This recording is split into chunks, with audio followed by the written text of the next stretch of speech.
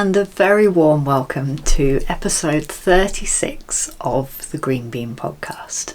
My name's Katie, this is Jack, and we're both really glad you're here. Welcome to my studio in Devon in the southwest of England to this very special episode of the podcast. And it's special because I'm getting to share with you my new knitting pattern, which I'm wearing, the Fairy Ring cardigan, and regular viewers of the podcast will have seen this design in development for quite some time. So it's really lovely to be able to share it with you and with the world at last. I'm so excited. So I'm going to be chatting a fair bit about this project during this episode, but I've also got all the regular segments of drawing, knitting, sewing, and of course a walk out on Dartmoor with me and Jack. But before we get started, I just want to tell you a little bit more about this design because I am so pleased with it. Just absolutely thrilled. So what can I tell you? I made a booklet for the knitting pattern, which I always love to do because I'm an illustrator and I love self-publishing. I've been self-publishing in various forms for more than 10 years now, and it's a lovely way of putting my work out into the world. I really love the fact that I can have complete control over the entire creative process and make things look exactly the way that I want them to. So here's the booklet, and the thing that I love about it is that it's kind of two booklets in one. So this side gives you the adult sizes, and if you flip it upside down and work from the other end, you get the child sizes. I did think about putting them in two separate booklets, but it just made sense to put them in the same one.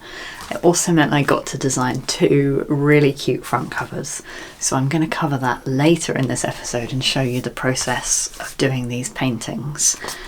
Other exciting things that go along with this launch, because the pattern itself is not exciting enough, I designed a ribbon to go inside the button bands. I've got a roll of it here. I think I've covered this in a recent episode. This was created from one of my scratchboard illustrations, and the folks who screen print the ribbon for me did such a beautiful job. I'm really, really pleased with how this turned out. And I just love how it looks on the inside of my cardigan, so I'm really, really pleased with that. And I also designed some stitch markers to go with. I make these in collaboration with my friend Faye at Provenance Craft Company, who is the proud owner of a laser cutter. We work together to translate my little illustrations into tiny wooden charms. This set is mushrooms, unsurprisingly, and I also did a set of autumn leaves which are hand painted. So I paint the wood first and then I send it off to Faye and she turns them into wooden charms, sends them back to me, and I attach all the findings and pack them in these sweet little boxes. So I'm really, really pleased with how these turned out to go along with the pattern launch. And finally, I also turned the design from the ribbon into a little bookmark, which can go along with the pattern as well. So loads of new stuff in my shop. It's so exciting to get to share it all with you. I always feel nervous about bringing a new product into the world. You never quite know how it's going to go, and one of the things I've talked about a lot on this podcast is my creative process being unpredictable in terms of how long things take me. I'm not very good at setting a deadline and keeping to it, and I find that pressure to be extremely stressful. So I don't like to tell people too far in advance when things are going to happen, just in case something comes up, things go wrong, I lose confidence. Any of those things can get in the way. So I have not at any point given a certain release date of this pattern, but I'm so happy that I've now been able to finish the project and bring it out into the world. So I'm looking forward to sharing more with you about the process of designing those booklets. And really just looking forward to seeing more cute mushroom cardigans out in the world. So before we dive into the rest of this episode, let's get out on Dartmoor. I hope you enjoy the walk that Jack and I took for this episode as well.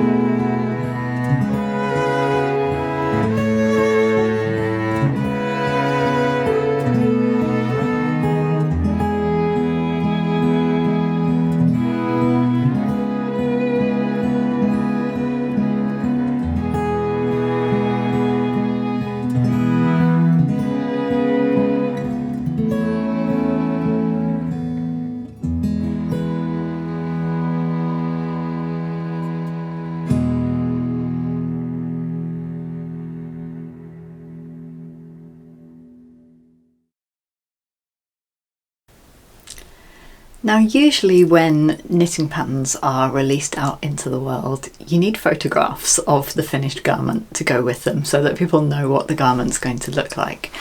But because of the way that my timeline for this project ended up coming together, and you know, the timeline for the way that I do things in general is quite non-linear, I needed to send the pattern booklet off to the printers before I had finished knitting the cardigan, because I'm a last minute knitter. And so I needed a picture for the cover of the pattern that wasn't a photograph of the finished garment, which is where I came up with the idea of illustrating characters wearing the garment. And I'm very lucky that I have illustration skills that I can put to use for this. And I designed these 2 covers for the booklet with squirrels modelling the cardigan. It only made sense. But it did mean that I got to have loads of fun making a beautiful booklet. I really just love tactile printed objects. My printers did such a great job. I love that it's on a slightly thicker paper, so it's not going to get too squashed and crumpled getting pulled in and out of a knitting bag. It's also got really cute mushroom end papers, and I also love that I got to have the charts printed in full colour as well, because it needed to be in colour. It's such a colourful design. So for the drawing segment of this episode, I wanted to share with you some of the painting process of creating this cover. Those of you who have been watching earlier episodes this year know that I've been doing quite a lot of gouache painting and struggling with it quite a lot. So working on this cover really felt like I had a bit of a breakthrough, and I don't know what it was that happened. I think it was a combination of having a very clear vision of how I wanted the squirrels to look, and a very clear colour palette that's very me. I'm certainly obsessed with mushrooms and fungus. I love greens and browns, and I'm forever, when I'm out walking on the moor, looking at textures and details of mosses and trees and all of that kind of thing. So I was able to put a lot of myself and the things that I love into these paintings. But then sometimes just something magical happens and you get into a flow. You're not overthinking things too much, and I think that's really what happened with these paintings, is that I just felt like I started to know what I was doing. And I guess in part that is facilitated by having spent many months practicing and playing and being frustrated with gouache and not having it do what I want it to do. But even in that process, getting more familiar and more comfortable with the medium and less afraid. And the other thing is just, I don't know, I don't know what it is. Some kind of magic happens and enables a painting to take place more easily. You can never know when this capacity is going to happen, so it's not like you get to decide when you're going to have a good painting day or a bad painting day. And it's quite a rare thing to happen for me to create a piece of artwork that I feel so happy about and pleased with. But this is one of those real moments of joy. I'm really incredibly proud of these pieces.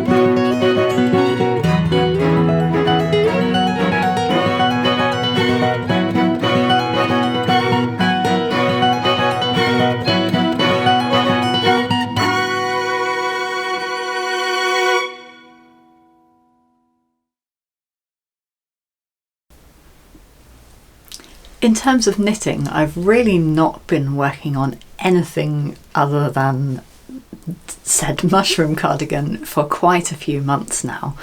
And it's not that this cardigan took me months, because it's knitted in a DK weight yarn. It's actually quite a quick knit. It's just that I've been busy taking care of all the other aspects of the production and product release. So designing the ribbon, illustrating the booklet, preparing the stitch markers, because I did have to twist and make all of those stitch markers by hand. There's been a lot of other things going on and not a lot of knitting, but I did, when I was able to knit, really enjoy the process of this cardigan. So to cover some of the details a little bit, it's knitted in 3 different yarn bases from John Arbon Textiles. The main dark brown colour and the lighter brown, which is the background for the yoke, are both in their Sportblers DK. The red and white of the mushrooms are from Knit by Numbers, and the green is their Appledore base, and all 3 of those contrast colours are available as mini skeins, which is great, because when you're doing colourwork designs that don't need a lot of yarn, it always seems a bit excessive to buy a 100-gram skein of something that you only need a few grams of. So I chose yarns that you could buy in small quantities, so you're not going to have ridiculous amounts left over. And the thing about making a cardigan is that it's you always hear that joke people say about the 3rd film in the Lord of the Rings trilogy, that there is just multiple endings after endings. I kind of feel that way about knitting a cardigan, because you finish the knitting, but then you have to prepare and cut the steek, and you prepare and cut the steek, but then you have to knit the button bands. You finish knitting the button bands, but then you have to block it again. You block it again, but then you need to sew the buttons on, and you need to sew the ribbon on the tape, and then you need to pick up and knit the neckband, and then you need to block it again, and then you need to sew millions of tiny little French knots around the yoke. So it did feel slightly like an endless project in that respect. It's definitely not one that you just cast off and it's done, but I really think that all of those details have been worth it. I'm incredibly pleased with the finished garment, and what I did while I was doing some of those more tricky techniques, so preparing and cutting the steek, sewing on the ribbon, and also embroidering these French knots, I recorded some video footage of those processes so that I could make tutorials to accompany the pattern. That's not something I've ever done before. My goodness, that is time consuming. I had not really realised how long that was going to take. So that's another reason why I feel like I've just been knitting this mushroom cardigan forever. But now that it is done, my mind has started to turn towards other knitting, and I'm very much looking forward to working on something that is knitting just for fun, not for any deadline or publication, but just for me. And even though I can feel my fingers are itching to cast on something new, I think I'm going to work on finishing a couple of existing projects first, because I have a lot of unfinished business when it comes to knitting. So I've pulled out one unfinished project to show you. It's been around so long I can't even remember if I've shown you it on the podcast before or not. But it is a, let's say, 2/3 of a sock. It's a first sock, not a second sock, so there's quite a way to go on this project. But you can see I've already turned the heel and finished the gusset, so there's not that much more work to do on this one. And the reason I've pulled this out is because I'm making a decision to use necessity as more of a guide when choosing what garments I make. And this is going to come up in the sewing segment of this episode as well. That's that all of my grand plans for things that I might like to make are not necessarily guided by gaps or things that I need in my wardrobe. Hand knitted socks are something that I am just loving wearing, and I never have enough of them. So it's a sock project I've chosen to prioritise. The sock is a design by Anushka of the Crimson Stitchery. Wonderful, wonderful podcast if you haven't watched hers, by the way. I really love watching Anushka's episodes. She's also an incredibly talented designer, and this is her Birch Ply sock pattern. It's a really simple but effective alternative rib, so I love how it's going to be really nice and fitted, but it's also simple enough that you can knit it while you're watching the TV. And the yarn, one moment while I try and remember what I was using. Yes, it's the natural non-superwash, no nylon sock blend from Woolly Mammoth. Also a podcaster, in fact.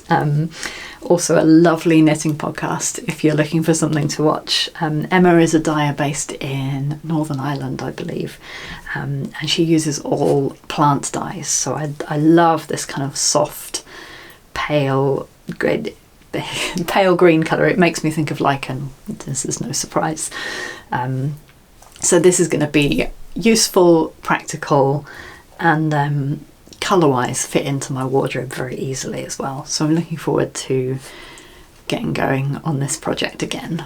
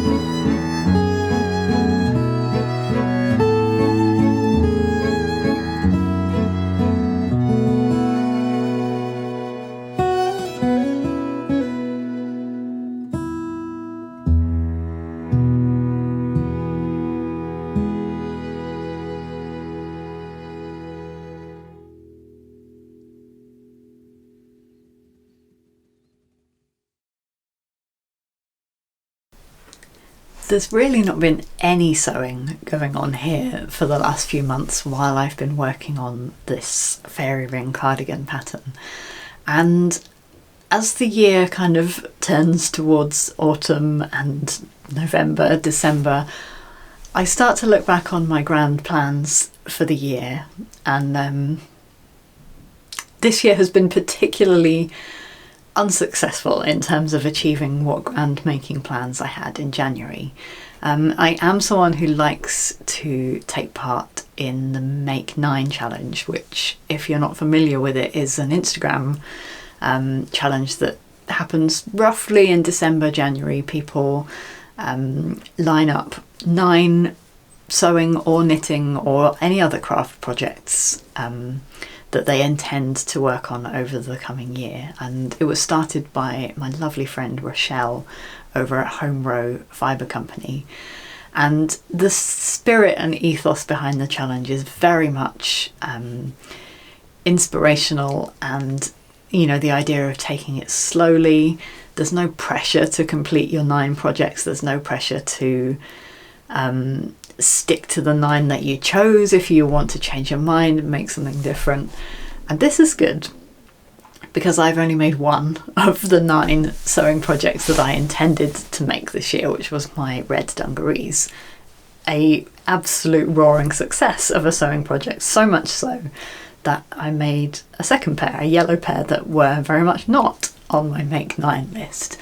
But the reason I've been reminded of the Make 9 at this particular moment in time is because I had grand plans to make a 3-piece suit this year. And the real reason I was intending to do that is because I have a wedding to go to next week. One of my dear friends from university is getting married, and I wanted to look and feel fabulous for that occasion. Needless to say, I've been a little bit busy with the preparation and launch of a new knitting pattern, and I have yet to start on my 3-piece suit. So sensibleness has prevailed for once, and I am not attempting to even begin that project in time for the wedding. I'm going to do my best with items that I already have in my wardrobe. Probably I'm going to wear the pink tweed trousers that I made earlier this year, and a shirt. Haven't decided which shirt yet, but what I decided that I could make, because it's always nice to have one thing that's freshly made. I don't know what it is, but the joy of a freshly made piece is somehow different and more special than something that's been in your wardrobe for a while. So what I've decided to make is a bow tie. That's straightforward and achievable. I can definitely do that in a week. And I'm using a pattern that was sent to me as a gift from my lovely friend Angela. Hi Angela, if you're watching. It's a pattern from Folkwear, and I think it's a kind of multi-gender bow tie pattern. Really straightforward. 2 pieces of fabric, sew them together, turn it inside out. It's a bow tie. I'm hoping that nothing can go wrong, apart from the fact that I am of course going to have to learn how to tie it, but I'm kind of excited about that. So that's really all that's going on here in terms of sewing, and I guess a bit of gentle thinking ahead about how I might approach the Make 9 challenge next year, because I do always really love taking part, but I've clearly been overambitious about what I can achieve in the space and time of a year, and also practicality. There was a lot of kind of aspirational, more formal garments in my Make 9 this year, and what I've tended to be wearing is dungarees and tracksuit bottoms because we're still in a pandemic. So I need to think a bit more carefully about practical pieces for my wardrobe as well. When it comes to my knitting Make 9, I also don't think that I have made any projects on there, apart from one of the projects was to finish my Caledonia jumper that I had started in the previous year. I did at least manage to do that, and I've been getting a huge amount of wear out of that jumper. That's just a absolute staple piece in my wardrobe. So again, in terms of knitting next year, I'm starting to think that as much as I love my colourwork garments, what I also really need is some single colour pieces, and I get to add interest to them with a bit of texture. But those are the kind of things that I'm gravitating towards wearing more on an everyday basis. So I'm going to be thinking a little bit more about that in terms of how I plan my next making projects.